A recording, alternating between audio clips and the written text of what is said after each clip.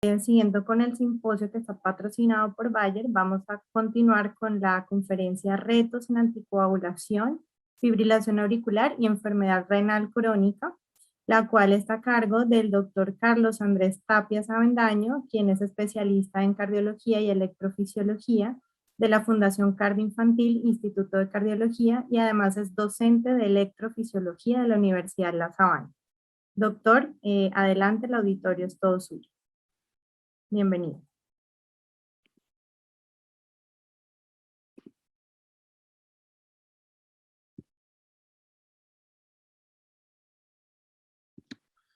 Buenas noches, ¿me confirman si están viendo la pantalla? ¿Y si me están Sí, señor. escuchando? Sí, lo Perfecto. estamos escuchando, sí, señor. Ok, bueno, buenas noches a todos. Primero que todo, quiero agradecer al comité organizador por la oportunidad de estar aquí acompañándolos en este congreso. Mi nombre es Carlos Tapias, como lo mencionó la doctora, y el día de hoy les voy a hablar sobre un escenario que siempre nos pone bastante desafío en anticoagulación, y son los pacientes con fibrilación auricular y enfermedad renal crónica. Estos son mis conflictos de intereses y quiero empezar con esta un caso clínico que refleja la complejidad en la atención en este tipo de pacientes. Al final de la charla, espero que con todo lo que revisemos seamos capaces, entre todos por lo menos, de dar una recomendación para cuál sería el manejo con esta paciente. En este caso tenemos una paciente de 69 años de edad con antecedente de fibrilación auricular paroxística y además de eso hipertensión, diabetes, hipotiroidismo y enfermedad renal crónica en estadio 4. Además de esto tiene un posoperatorio tardío de revascularización miocárdica y reemplazo valvular mitral. Actualmente la paciente viene en manejo con warfarina 2.5 miligramos al día, ¿sí? Valsartán, masanlodipino, las dosis mencionadas, linagliptina, metformina, las dosis mencionadas, levotiroxina, asa y atorvastatina. Y además acude a nosotros con el resultado de una creatinina y un INR. La paciente manifiesta no haber presentado sangrados y pues esperemos que al final de la charla podamos darle una recomendación a la paciente de su manejo. Como todos sabemos, la fibrilación auricular es la arritmia sostenida más frecuente en todo el mundo, actualmente con una prevalencia aproximada del 3%, y se espera que en los próximos 30 años esta prevalencia llegue a doblarse casi por el envejecimiento de la población. Además de ser una arritmia o una condición bastante frecuente, la fibrilación auricular tiene una carga muy importante de enfermedad. Por ejemplo, en pacientes con ACV, por lo menos el 20% de estos se puede explicar por la presencia de fibrilación auricular, lo que trae consigo también costes muy importantes para el sistema de salud. Estos son datos de Estados Unidos. Y actualmente, una de las intervenciones que más impacto tienen los desenlaces de los pacientes con fibrilación auricular en la población general es la anticoagulación. La anticoagulación en este tipo de pacientes tiene una relación riesgo-beneficio aceptable, siendo por lo menos necesario anticoagular 25 pacientes para prevenir un ACV y al menos anticoagular 384 pacientes para tener un ACV hemorrágico. Inclusive este perfil pudiendo ser un poco mejor si tenemos en cuenta el uso de nuevos anticoagulantes. Con respecto a la enfermedad renal crónica, también es una condición bastante frecuente. Al menos todo el mundo, la población adulta, se presenta en el 15%. Se asocia a un mayor riesgo de enfermedad cardiovascular independientemente de su condición basal. Y algo que nos ha enseñado la medicina basada en la evidencia es que aparentemente las intervenciones, ¿sí?, que han mostrado beneficios en la población general puede que no tengan la misma razón beneficio-riesgo en los pacientes con enfermedad renal crónica. Es el ejemplo de las estatinas en prevención secundaria, pacientes sin enfermedad renal crónica que disminuyen mortalidad, pero no en el caso de los pacientes con enfermedad renal crónica en estadio 5. Y es así donde de este ejemplo también han surgido datos de anticoagulación en pacientes con enfermedad renal crónica, sobre todo terminal, donde los resultados han sido contradictorios, inclusive datos diciéndonos que esta intervención hasta podría causar daño. Para ir resolviendo el desarrollo de la charla, a través de ella vamos a ir tomando unos interrogantes y dándole respuesta con la mejor evidencia posible o disponible hasta el momento. Lo primero que tenemos que saber en pacientes, para el abordaje de este tipo de pacientes, es saber qué tan frecuente es esto y si existe una asociación entre la enfermedad renal crónica y la fibrilación auricular. Ahora, para saber cuál es la prevalencia de fibrilación auricular en enfermedad renal crónica, tomé este metaanálisis que incluye más de 200.000 pacientes con enfermedad renal crónica en diálisis y en los cuales en todos, cuando estuvo disponible el desenlace de fibrilación auricular y al metaanalizar esos datos, obtuvimos que más o menos la prevalencia en diálisis de fibrilación auricular es 11.6%, que si recuerdan, comparada con el 3% de la población general, puede llegar a ser hasta 3 veces más frecuente. Ahora, tomar datos de estudios de prevalencia y hacer asociación puede tener muchos sesgos, ¿sí? Sobre todo que los pacientes con enfermedad renal crónica comparten muchos factores de riesgo con fibrilación auricular. Entonces también les quise traer este otro estudio de una corte en Estados Unidos de pacientes con riesgo cardiovascular, los cuales hoy fueron llevados a seguimiento por 10 años. En estos pacientes que tuvieron mediciones basales de creatinina, se estratificaron de acuerdo a su función renal y se trató de determinar cuál es la incidencia de fibrilación auricular. A diferencia del otro estudio, este nos da información sobre el gradiente dosis-respuesta que habla de la asociación de dos condiciones, de un factor de riesgo y una probable variable dependiente. Y en este caso, los autores encontraron que en los pacientes que tenían tasa de filtración glomerular menor de 60, en el tiempo, en esos 10 años, tuvieron una mayor incidencia de fibrilación auricular en comparación a los pacientes que tenían tasas de filtración glomerular por encima de 90.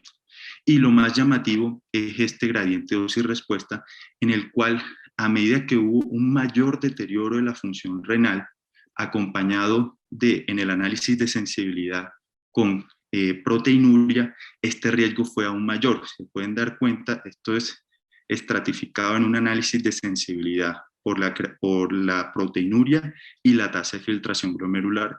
Y los pacientes con mayor proteinuria y menor tasa de filtración glomerular tuvieron mayor riesgo de fibrilación auricular, llegando hasta ser 13.1 veces más que los pacientes que no tuvieron enfermedad renal crónica. Entonces, desde aquí partimos con que existe una asociación dosis-respuesta de la enfermedad renal crónica y fibrilación auricular.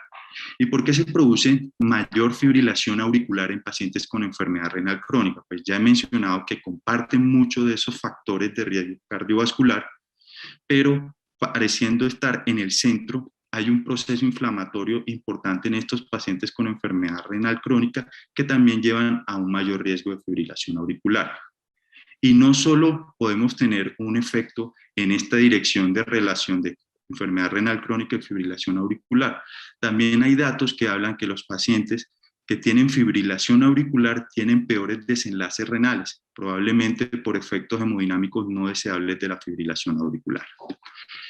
Tomando los factores de riesgo cada uno, podemos ver en el caso de la hipertensión que se presenta con bastante frecuencia en los pacientes con enfermedad renal crónica. Esta puede llevar a cambios en el miocardio, sobre todo hipertrofia ventricular izquierda, fibrosis miocárdica que conducen a fibrilación auricular, algo muy similar en la falla cardíaca, donde también tenemos cambios en el miocardio, remodelamiento eléctrico mecánico, fibrosis auricular con mayor riesgo de fibrilación auricular.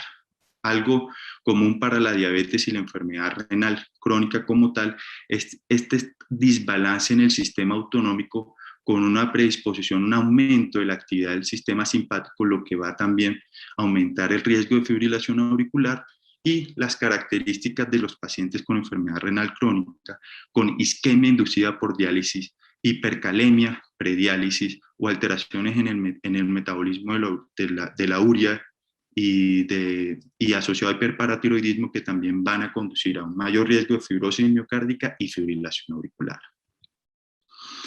Ahora, después de conocer que tienen una relación causal, ¿Cuál es el problema de tener las dos condiciones al mismo tiempo? No solo son frecuentes, pero también en pacientes con enfermedad renal crónica que desarrollan fibrilación auricular en comparación a esos pacientes renales crónicas que no tienen fibrilación auricular, representados en este estudio de corte en la línea gris, tienen mayor riesgo de desenlaces cardiovasculares adversos, tienen mayor riesgo de falla cardíaca, de infarto del miocardio, de stroke, de muerte y de muerte cardiovascular. Si llevamos todo esto en un desenlace compuesto, los pacientes renales crónicos que desarrollan fibrilación auricular me van a desarrollar este desenlace compuesto hasta 3.68 veces en comparación a los que no tienen fibrilación auricular.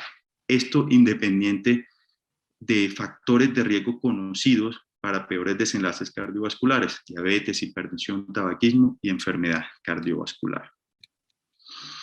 Ahora, no sería o se escapa del alcance de esta charla hablar de cómo mejoro yo los desenlaces cardiovasculares de los pacientes renales crónicos. Y es por eso que me voy a centrar más en desenlaces relacionados con la anticoagulación, que son los desenlaces trombóticos o embólicos sistémicos y el sangrado.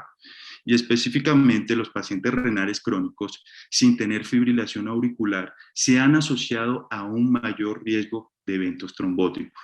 Y este metaanálisis lo demuestra. Este metaanálisis de pacientes con enfermedad renal crónica, cuando hacemos una regresión y un análisis de sensibilidad dependiendo del estado de su función renal, vemos que los pacientes desde tasas de filtración glomerular menor de 90 empiezan a tener un mayor riesgo de eventos isquémicos cerebrales, ¿sí?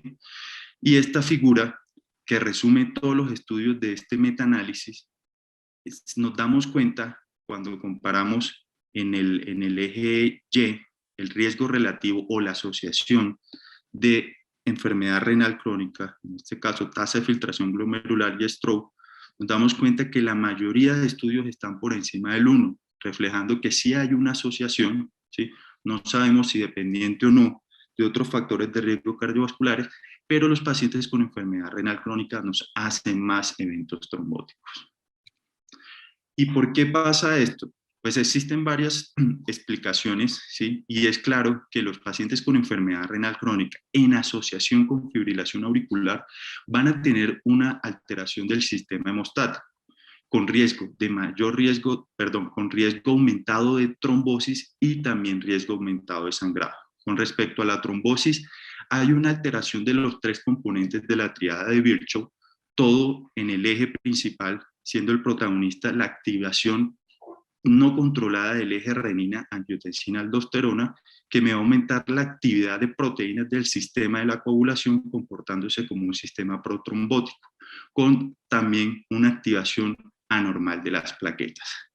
Después, en este eje central también, la activación del eje renina-angiotensina siendo capaz de producir un remodelamiento vascular, ¿sí? Con aterosclerosis acelerada, aumento de la rigidez vascular, lo que va a aumentar lo que va a alterar el sistema cardiovascular, ¿sí? Y también asociado en este eje central se encuentra un proceso inflamatorio mediado por proteínas, principalmente la proteína PAR2, y con alteraciones y aumento en estas citoquinas que nos van a aumentar los eventos protrombóticos. Recordar también, en aquellos pacientes con fibrilación auricular, donde no vamos a tener una sístole auricular efectiva, vamos a tener una disminución del flujo cardíaco con aumento de riesgo de trombosis.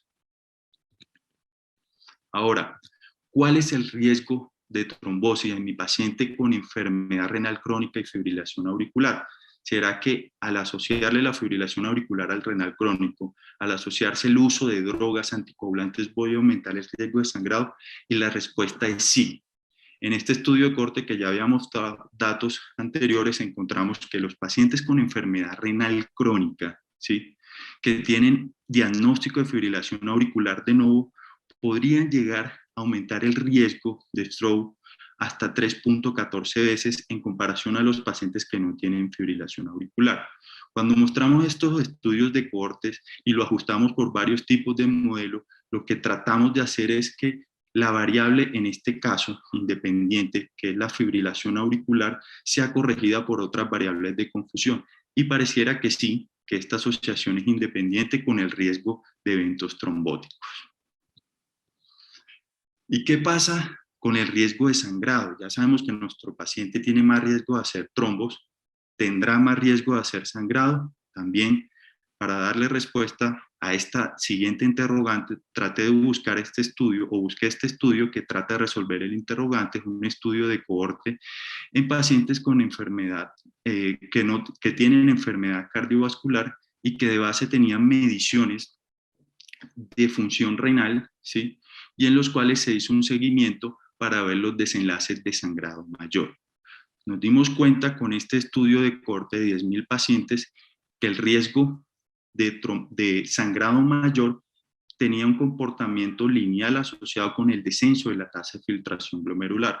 Cuando vemos esta gráfica, la zona gris habla sobre los intervalos de confianza y la línea negra es el estadístico de asociación, y donde vemos que entre menor función renal los pacientes tienen un mayor riesgo de hacer también fenómenos embólicos. Esto sin incluir los pacientes con fibrilación auricular.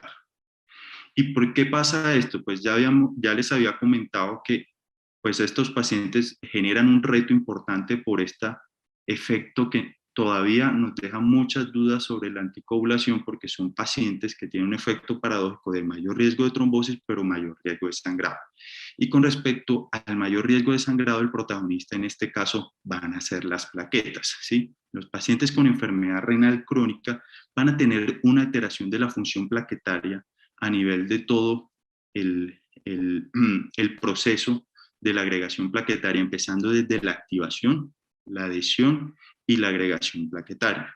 Con respecto a la activación, los pacientes con enfermedad renal crónica tienen una normalidad en sus gránulos plaquetarios, asociados también a normalización del metabolismo del calcio plaquetario, lo que va a hacer que estas plaquetas no se activen de manera adecuada. Con respecto a la adhesión al endotelio, son también plaquetas de los pacientes con enfermedad renal crónica que tienen alteraciones en los receptores que no permiten una adecuada adhesión al endotelio y tampoco una adecuada adhesión al factor de von Willebrand. Y además, asociado a esto, también tienen una alteración en su receptor de glicoproteína 2B, con una inhibición competitiva de moléculas de fibrinógeno en la sangre que están aumentadas en los pacientes con enfermedad renal crónica y que no van a permitir una adhesión plaquetaria adecuada. Recordar también que estos pacientes con enfermedad renal crónica tienen con frecuencia anemia, y la anemia por varios mecanismos también se asocian a un mayor riesgo de sangrado. Son pacientes que también los vamos a tener con drogas antitrombóticas, polimedicados, y que con frecuencia van a ser llevados a procedimientos invasivos, siendo todo esto un cóctel para una tormenta de sangrado en cualquier momento, especialmente en pacientes con enfermedad renal crónica avanzada. Ahora, el paciente que tiene enfermedad renal crónica sangra. El que tiene enfermedad renal crónica con fibrilación auricular sangrará más, y también la respuesta es sí. En esta corte de todos pacientes con fibrilación auricular de 132.000 pacientes, en los cuales se estratificaron de acuerdo a su función renal, nos dimos cuenta que los pacientes que no tienen enfermedad renal crónica tenían una incidencia de sangrado por cada 100 personas al año de 3.54. Y los pacientes que tenían enfermedad renal crónica sin diálisis o con diálisis tenían hasta el doble de incidencia de fenómenos de sangrado mayor. Esto, traducido en estadísticos de asociación, es un aumento de 2.7 veces el riesgo de sangrado mayor en mi paciente con enfermedad renal crónica y fibrilación auricular. Ahora, yo cuando me enfrento a este tipo de pacientes me siento como el ciclista que está acá. Veo con frustración al paciente o a la condición de enfermedad renal crónica actuando en sinergismo con la fibrilación auricular para complicarnos la vida. La verdad, son pacientes muy complejos y que en la gran mayoría las recomendaciones basadas en el manejo del paciente con enfermedad renal crónica no vienen de ensayos clínicos aleatorizados. Pero ¿cómo nos podemos adelantar a este sinergismo de la enfermedad renal crónica y la fibrilación auricular? En resumen, para tener unos adecuados desenlaces en el manejo de estos pacientes, debemos hacer todo lo posible para disminuir los desenlaces renales. Tenemos que hacer todo lo posible para disminuir los desenlaces cardiovasculares en fibrilación auricular. Estos dos primeros ítems no son del alcance de esta charla.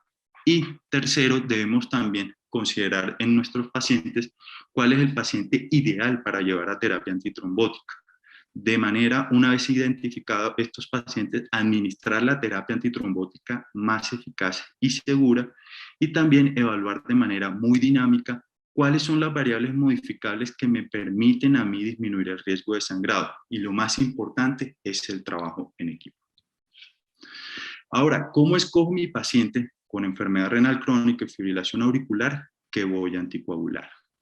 Las guías de manejo son claras respecto al tema, ¿sí? Las guías europeas y americanas hablan en consenso de que los pacientes con fibrilación auricular que deban ser llevados a anticoagulación son aquellos pacientes que después de una estratificación del riesgo tromboembólico tienen un riesgo alto, ¿sí? En los cuales el beneficio de la terapia anticoagulación va a superar el riesgo. Son aquellos pacientes que en las propuestas de las guías se deben estratificar con la escala CHADS-VAS. Sobre todo, aquellos pacientes con CHADS-VAS mayor de 13 en mujeres, CHADS-VAS mayor de 2 en hombres. Pacientes con riesgo muy bajo no deben ser sometidos a terapia de anticoagulación. Y de igual manera, las guías sugieren realizar una estratificación del riesgo de sangrado de mi paciente, pero ojo, tener en cuenta que la estratificación del riesgo de sangrado no es para contraindicar la anticoagulación, sino para tomar, en caso de pacientes de alto riesgo de sangrado, tomar medidas que me permitan a mí disminuir este riesgo de sangrado. Ahora el complique es si estas escalas aplican en el paciente con enfermedad renal crónica. La respuesta es que estas escalas en los pacientes con enfermedad renal crónica tienen limitaciones. Por ejemplo, el CHADS-VAS no tiene en cuenta la función renal para tomar la decisión de anticoagular o no. Y como ya les mostré previamente, la enfermedad renal crónica es un factor de riesgo independiente para realizar fenómenos tromboembólicos. Ahora, el HAS-BLED sí tiene en cuenta la función renal y hay otras escalas de riesgo tromboembólico que tienen en cuenta la función renal, pero la toman como una variable dicotómica. ¿Tengo o no tengo enfermedad renal? Y si se dieron cuenta, la enfermedad renal crónica no se comporta como una variable dicotómica, sino que hay un gradiente dosis-respuesta y a mayor grado de disfunción renal voy a tener mayor riesgo de eventos trombóticos. Entonces, teniendo todo esto en mente, no existe hoy día una escala ideal para el paciente con enfermedad renal crónica. Los expertos hablan de que con respecto al CHADS-VAS, pareciera que incluir una variable de función renal no va a generar un cambio aditivo específico, dado que los pacientes con enfermedad renal crónica usualmente tienen score altos de CHADS-VAS y no cambiaría nuestra conducta. Siguen siendo entonces la recomendación para un paciente con enfermedad renal crónica estratificarlos de la misma manera.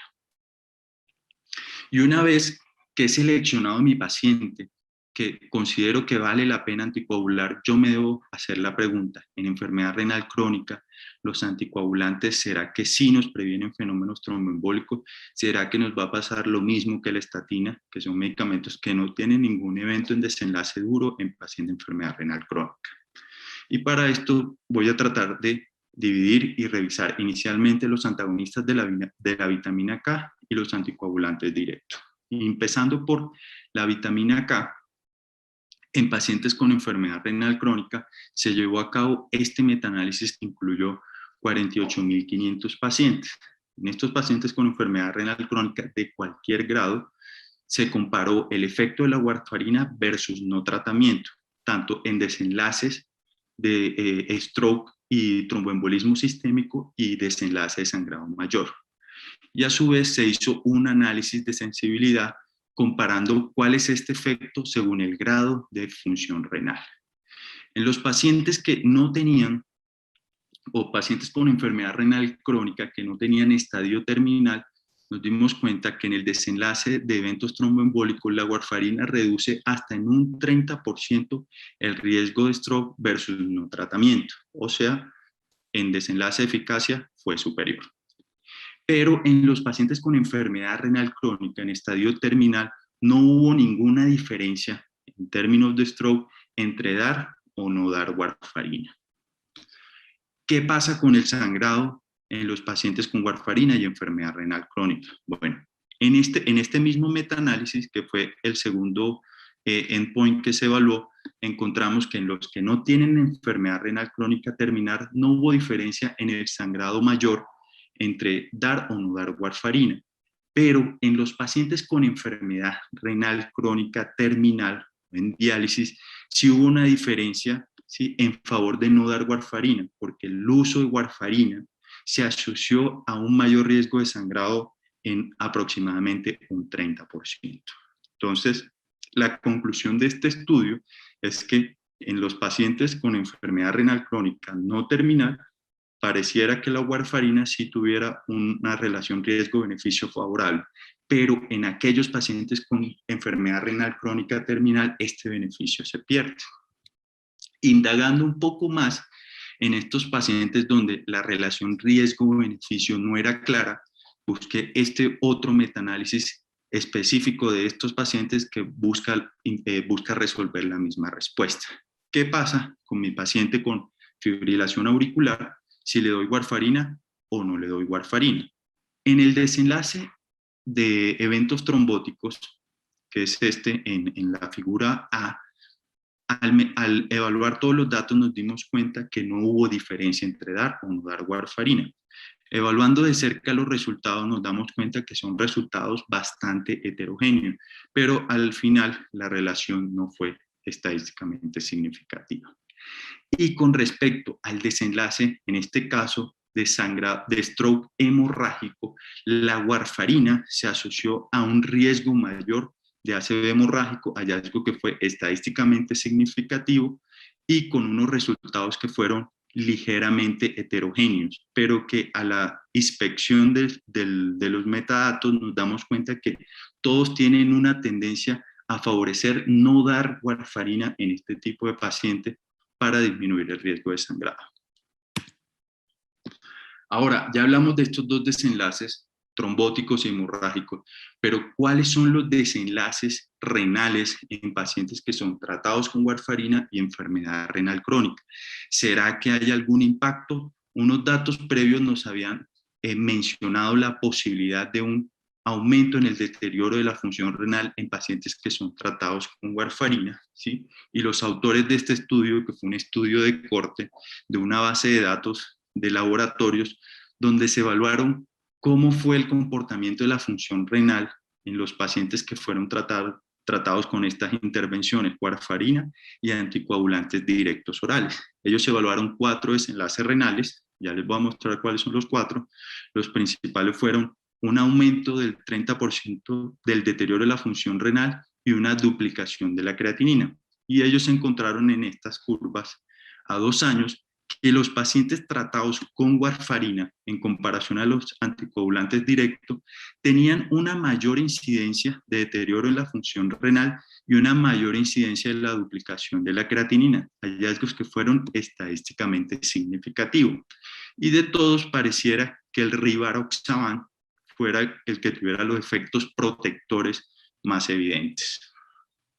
Esta tabla resume los resultados anteriores en donde nos compara ahora cada anticoagulante directo respecto a la warfarina en términos de desenlaces renales y donde aparentemente la apixaban no tiene mayor diferencia respecto a la warfarina y donde encontramos algún beneficio con el rivaroxaban y el dabigatran en términos de desenlaces renales, que como les mencioné, 2 fueron el deterioro del 30% de la tasa de filtración glomerular, la duplicación de la creatinina, falla renal aguda o falla renal, ¿sí?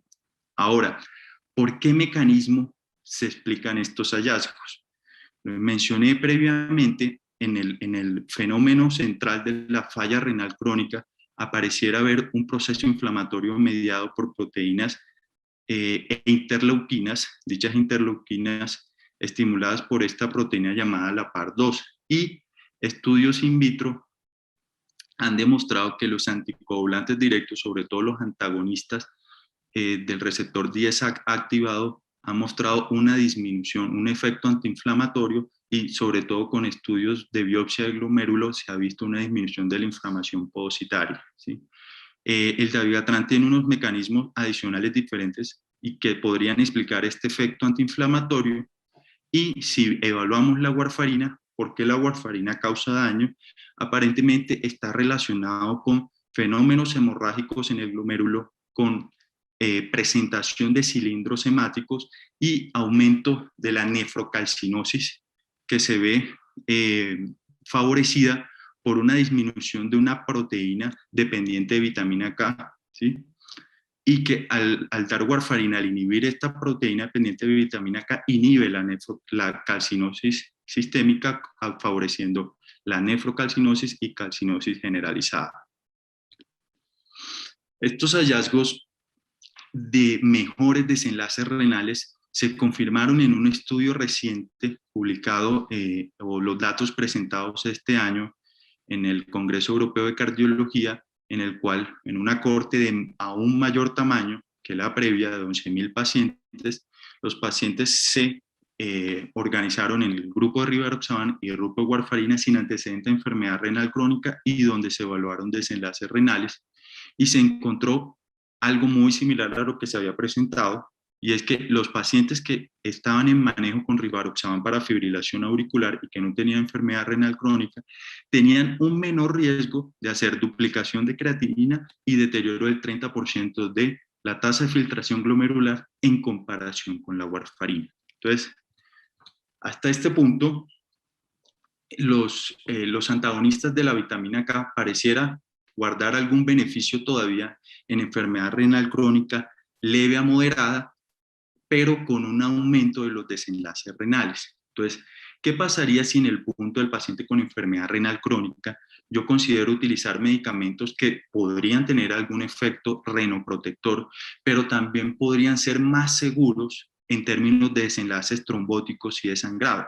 Y aquí empezamos a revisar a los nuevos anticoagulantes, o no tan nuevos, los anticoagulantes directos. Como todos saben, en la población que no tiene enfermedad renal crónica, pacientes con fibrilación auricular, cuando comparamos estos anticoagulantes directos en comparación con la warfarina, en este metaanálisis, nos dimos cuenta que tenemos una reducción del riesgo relativo al 33% de stroke o embolismo y inclusive una menor tasa de sangrados con reducciones hasta del 14%.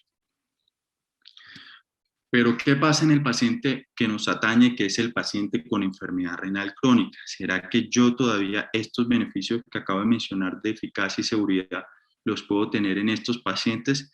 Difícil de responder, dado que por lo menos en los ensayos aleatorizados no se incluyeron por lo menos pacientes con enfermedad renal crónica severa, hubo pacientes con enfermedad renal crónica leve y donde tenemos algunos datos de seguridad, pero definitivamente cuando lleguemos a esta zona gris no vamos a tener ningún dato de calidad. Ahora, ¿por qué es importante los anticoagulantes directos y en la enfermedad renal crónica?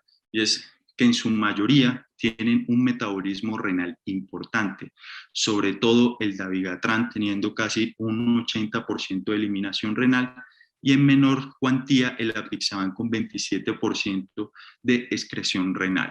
Le sigue el rivaroxaban con 35% y en el transcurso de la charla se darán cuenta que mencionaré muy poco el edoxaban por la no disponibilidad en nuestro medio.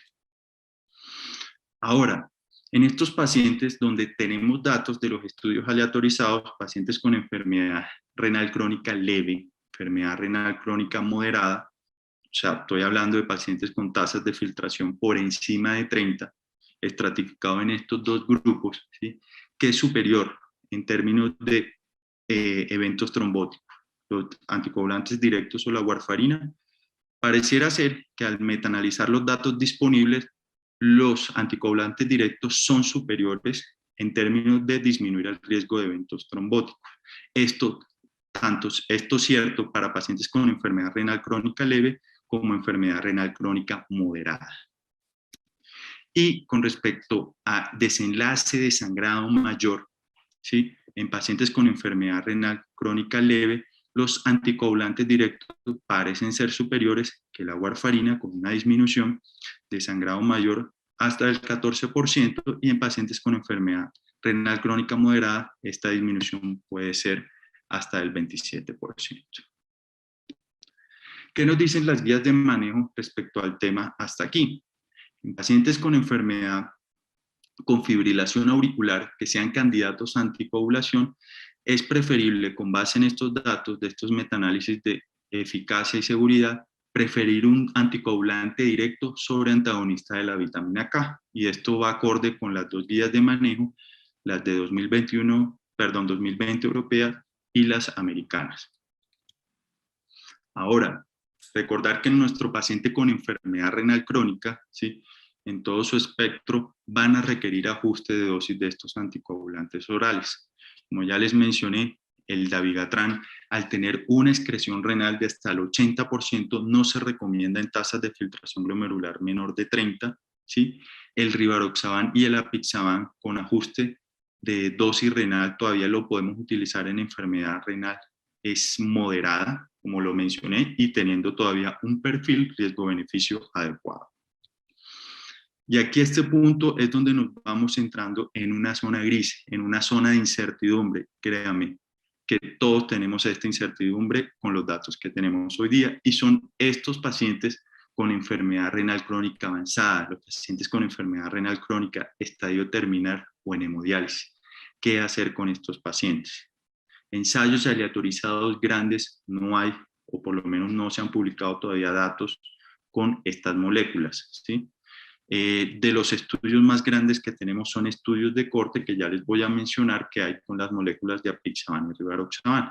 El primero y el más grande, publicado en 2018, es con el apixaban en una revisión de la base de datos de beneficiarios del Medicare, donde se vio que después de la autorización por FDA en el 2012 del apixaban, hubo un cambio en el perfil de formulación de anticoagulantes en pacientes con enfermedad renal crónica, ¿sí? Casi que disminuyendo el uso de warfarina y aumentando concomitantemente el uso del apixaban. Y se aprovecharon estos datos y se compararon los pacientes con enfermedad renal crónica en diálisis que fueron llevados o fueron tratados con apixaban y se compararon con una cohorte de pacientes que se le administró warfarina en ese escenario.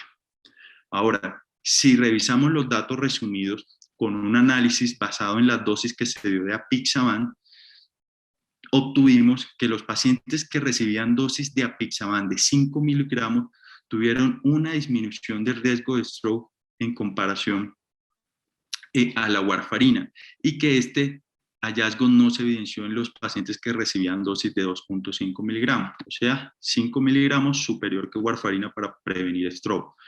La otra preocupación, sangrado mayor.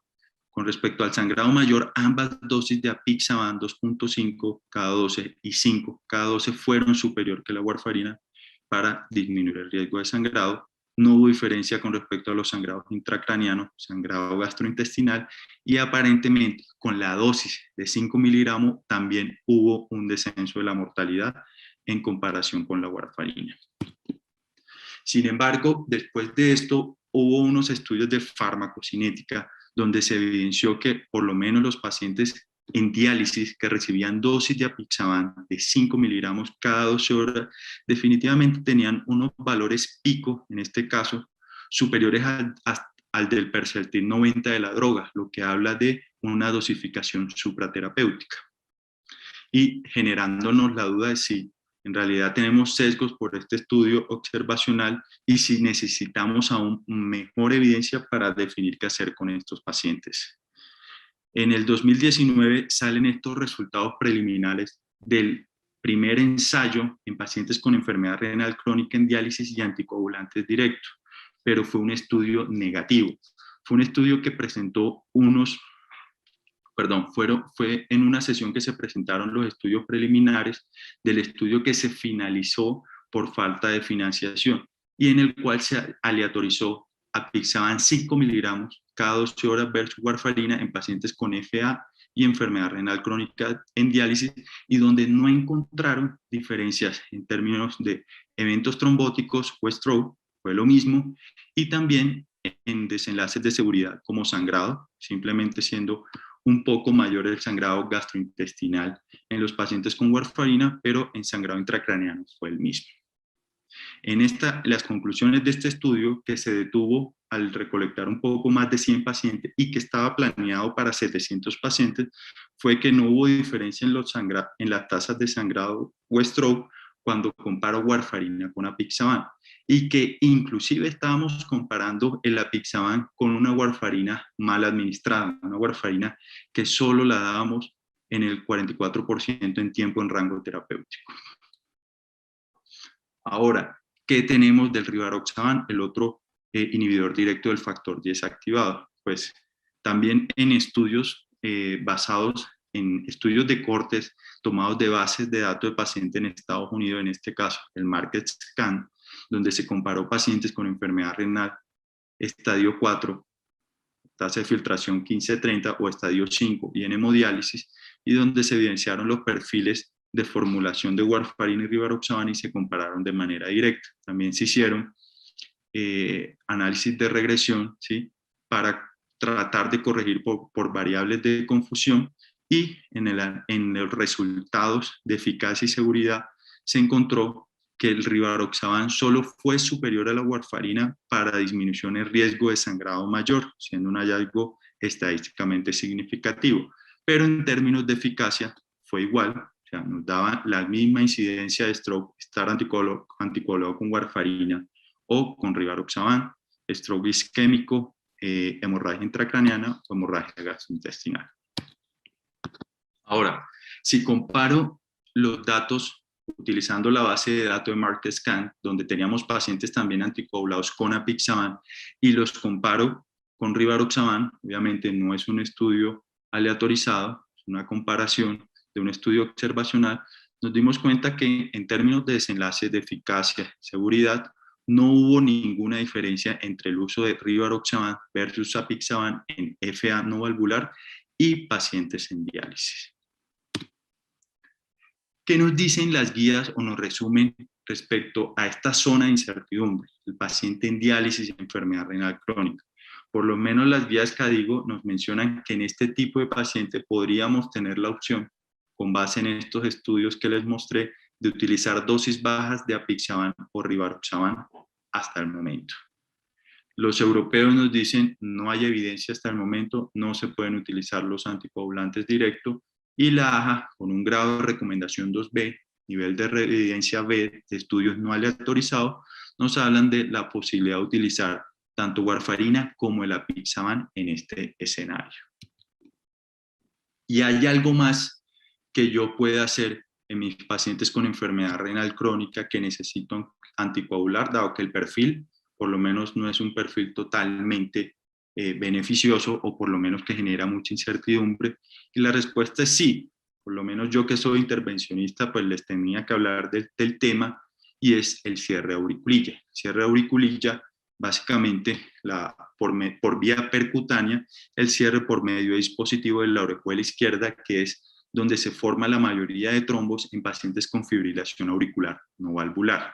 Esto tiene estudios aleatorizados previos en pacientes sin enfermedad renal crónica, donde se ve por lo menos en términos de eficacia, los dispositivos de cierre de auriculilla son no inferiores a la warfarina, y siendo superiores en términos de sangrado, con menor incidencia de sangrado, porque al yo cerrar esto no tengo que anticoagular a mi paciente, salvo en los estudios iniciales donde se anticoaguló al menos las primeras 6 semanas. Sin embargo, pues estos estudios aleatorizados sacaron a los pacientes con enfermedad renal crónica en diálisis. Este año se publicó una cohorte muy pequeña de unos 92 pacientes con enfermedad renal crónica en diálisis, que fueron llevados a cierre de auriculilla con seguimiento a 2 años para evaluar los desenlaces trombóticos y hemorrágicos. Y a los 2 años nos dimos cuenta que ningún paciente en el grupo de cierre de auriculilla había presentado un stroke, ¿sí? Son pacientes que la tasa de éxito en el procedimiento fue del 100%, con una tasa de complicaciones muy bajas, y que con respecto al sangrado en los primeros 3 meses fue similar, por lo que le comentaba, de que esta terapia, o por lo menos la sugerencia inicial fue el uso de terapia anticoagulante las primeras 6 semanas. Eso ha cambiado mucho, ¿sí? Pero una vez pasan estas 6 semanas o se censuran estos datos de la terapia puente con anticoagulación en el cierre de auriculilla, definitivamente el cierre de auriculilla me disminuyó el riesgo de sangrado, o perdón, la anticoagulación en paciente renal crónica en comparación al cierre de auriculilla me aumentó el riesgo de sangrado hasta 5 a 6 veces. Ahora, para resumir, las recomendaciones de la terapia antitrombótica en mi paciente con enfermedad renal crónica, pues en este color azul tenemos el escenario favorable, paciente con enfermedad renal crónica leve a moderada, donde tenemos datos robustos de pacientes de los ensayos clínicos pivotales, donde hay un mayor perfil de beneficio de utilizar anticoagulante directo sobre antagonista de la vitamina K. Y ya la cosa va cambiando de color a medida que se avanza la enfermedad renal crónica hasta el extremo de la enfermedad renal crónica en diálisis, donde no tenemos datos de ensayos aleatorizados, donde hay mucha incertidumbre y donde podríamos o no, en consenso con paciente, en consenso con colegas, determinar si el riesgo en ese paciente en específico de anticoagularlo, ojalá con un anticoagulante directo, supera el beneficio.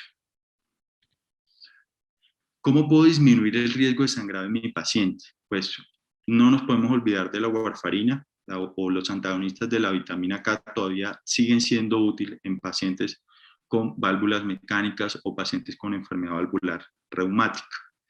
En estos pacientes, o inclusive en mi paciente que viene en manejo crónico con warfarina y que no deseo cambiarlo por X o Y motivo, ¿sí? ¿Cómo disminuye el riesgo de sangrado? Pues se ha documentado que los pacientes que yo tengo con antagonista de vitamina K y manejo tiempos en rango terapéutico por debajo del 70% tienen mayor riesgo de eventos de sangrados y de stroke. Entonces pareciera ser útil en estos pacientes tratar de hacer controles más seguidos para tenerlos en rangos terapéuticos. Inclusive, cuando evaluamos estos estudios, o lo demostré en los estudios de metaanálisis de antagonista de vitamina K y sangrado o stroke, en ocasiones teníamos en los metaanálisis resultados muy heterogéneos. En parte podría ser explicado por esto. En ninguno o la mayoría de esos estudios nunca se evaluó cuál fue la tasa en rango terapéutico de estos pacientes. Y si de pronto escogemos en un futuro metaanálisis en pacientes con estas tasas adecuadas, hasta podría tener un riesgo beneficioso. Entonces, en estos pacientes que necesito mantener la anticoagulación con antagonista de vitamina K, ojalá tener INRs en rango terapéutico en el mayor del 70% de los casos, y debo hacer todo el esfuerzo para mantener estas estadísticas, ya sea por educación, consejos o chequeos más frecuentes de su INR. El otro punto que también podemos intervenir es la adherencia de los pacientes. La adherencia tiene un impacto tanto en la eficacia como en la seguridad. En este caso que estamos hablando de seguridad, en este estudio donde se evaluó la adherencia por medio de esta escala, nos dimos cuenta que los pacientes que tenían una mayor adherencia a la terapia de anticoagulación tenían una menor tasa de sangrado, hasta con una reducción del 40% del riesgo. Entonces, debo ser adherente con mi paciente, debo evaluar, debo hacer reconciliación medicamentosa con el paciente. Si le recuerdo, cuando hablamos de sangrado en el paciente con enfermedad renal crónica, muchos de estos pacientes tienen drogas antitrombóticas adicionales, antiagregantes plaquetarios, que podrían ser no necesarios utilizar. Ejemplo, enfermedad renal crónica estable, ¿sí? La monoterapia con anticoagulantes directos, en este estudio se evaluó el rivaroxaban, fue no inferior para desenlaces tromboembólicos compuestos, ACV, infarto, muerte cardiovascular, y sí trajo consigo un beneficio superior con respecto a los desenlaces de sangrado. Ahora, el Hasbled, recordar, no es una escala para contraindicar la anticoagulación, es una escala que me debe ayudar a identificar factores de riesgo tratable, por ejemplo, hipertensión, controlar las cifras de tensión arterial de mi paciente. Pacientes con drogas, ASA, clopidogrel, no las necesita, suspendamos. Drogas que alteren el metabolismo de las citocromas hepáticas o de la proteína transportadora intestinal que puede aumentar la biodisponibilidad de los anticoagulantes. Entonces, tener en cuenta todas estas interacciones medicamentosas para disminuirlas al máximo, ¿sí? Debo hacerle seguimiento asodado a mi paciente y cálculo frecuente de la tasa de filtración glomerular, con todas las limitaciones que tiene, pero si se dieron cuenta, los pacientes anticoagulados tienen desenlaces renales y hasta 2 años un porcentaje no despreciable pueden hacer duplicación de la creatinina y que nos puede pasar de una dosis adecuada de anticoagulante a sobredosificación. Monitorizar con frecuencia los eventos adversos y monitorizar hemograma, función hepática cada 3 a 6 meses. ¿Qué podemos esperar de la evidencia en los próximos meses o años? Por lo menos el Renal AF, que fue un estudio negativo, estamos esperando un estudio con apixaban aleatorizado en hemodiálisis, dosis de 2.5 miligramos. Estamos esperando varios estudios de cierre auriculilla en pacientes con enfermedad renal crónica. Estamos esperando estudio aleatorizado con warfarina versus no hacer nada, ¿sí? Y también este estudio no lo traje, es un estudio de pacientes con rivaroxaban aleatorizado, pero cuyo desenlace fue la calcificación. No evaluaron o no estaba empoderado para desenlaces cardiovasculares por lo menos, y no lo traje para la revisión el día de hoy. Y retomando nuestro caso, les recuerdo, paciente con fibrilación auricular paroxística, con enfermedad renal crónica, con los medicamentos mencionados, y que nos traía estos resultados para clínica la consulta, en los cuales yo consideraría inicialmente el cambio de su warfarina a DOAC, una paciente que llegó sobre anticoagulada, es una paciente con disfunción renal de base, y que el cambio al DOAC me podría disminuir la velocidad de descenso de la tasa de filtración glomerular. Lo cambiaría por cualquiera de los dos, dosis ajustada renal.